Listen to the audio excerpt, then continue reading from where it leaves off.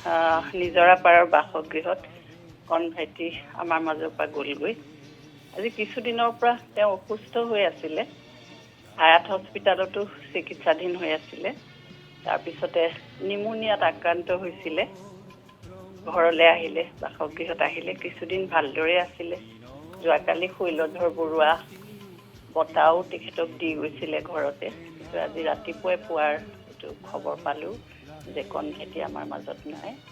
মই এতিয়া তালৈকে গৈ আছোঁ। তেওঁৰ ভতিজা সন্দীপ হাজৰিকাই ক'লে যে ঠিক 8:45 তেওঁ শেষ নিশ্বাস ত্যাগ কৰে। হয়। আৰু তেওঁ দুটি সন্তান, এগৰাকী জীয়ৰী আৰু এটা পুত্ৰ, ডাৱৰ হাজৰিকা। তেওঁ এতিয়া লাহে লাহে কণ্ঠনি গৰাইছে কোনো কোনো মঞ্চত। জয়ন্ত হাজৰিকা, ভূপেন্দ্ৰাৰ গীতবিলাক তেওঁ পৰিৱেশন কৰে ডাৱৰে। আৰু এগৰাকী কন্যা সন্তান আছে তেওঁ।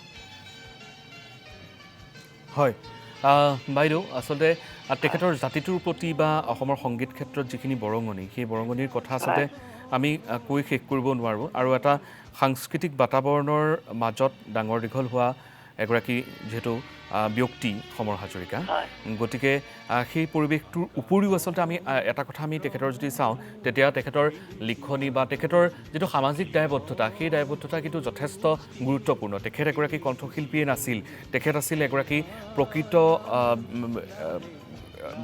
বিশিষ্টপূৰ্ণ ব্যক্তিত্ব। কণ ভাইটি বিশেষকৈ আমাৰ মৰমৰ ৰাণা জয়ন্ত হাজৰিকাৰ যেতিয়া দেহ অৱসান হ'ল, তাৰ পিছতে আমি কণ ভাইটিক পালোঁ।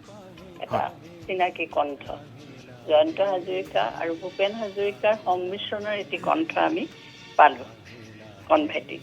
তেতিয়াৰ পৰা তেওঁ এই সংগীত জগতত বিৰাজ কৰি আছে, শেষ সময়লৈকে থাকিলে। সিদিনা ভূপেন্দ্ৰাৰ জন্ম শতবৰ্ষৰ অনুষ্ঠানসমূহতো আমি কণ ভাইটিক পালোঁ, খুব সুন্দৰভাৱে পৰিৱেশন কৰিলে। আৰু আজি গ'লগৈ, শেষ সময় আহিলে তেখেতৰ। হয়, আপোনাক বাইদেউ ধন্যবাদ জনাইছোঁ এই মুহূৰ্তত। আমি সেই খবৰটো 2025টো গ'ল, 2026ত আকৌ এটা দুখৰ খবৰ আহিলে। সকলোৰে বাবে এটা শূন্যতা হ'ল আজি। হয়, ধন্যবাদ। নিশ্চয়কৈ, সঁচাকৈয়ে আমি প্ৰথমতেই অত্যন্ত দুখজনক খবৰ পাইছোঁ। আমাৰ কাৰণে ক্ষতি এয়া আচলতে।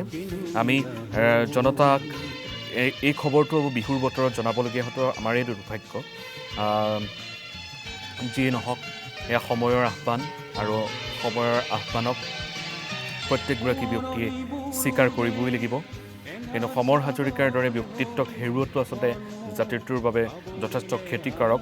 কাৰণ তেখেতৰ ব্যক্তিত্ব, তেখেতৰ চিন্তা, তেখেতৰ সৃষ্টি আৰু তেখেতৰ গুণ, এই সকলোবোৰে তেখেতক এক শক্তিশালী ব্যক্তিত্বৰ অধিকাৰী কৰে।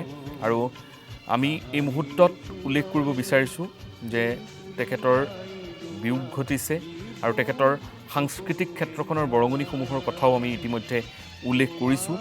আমি তেখেতৰ বিভিন্ন অনুষ্ঠান, আৰু কালিৰ দিনটোত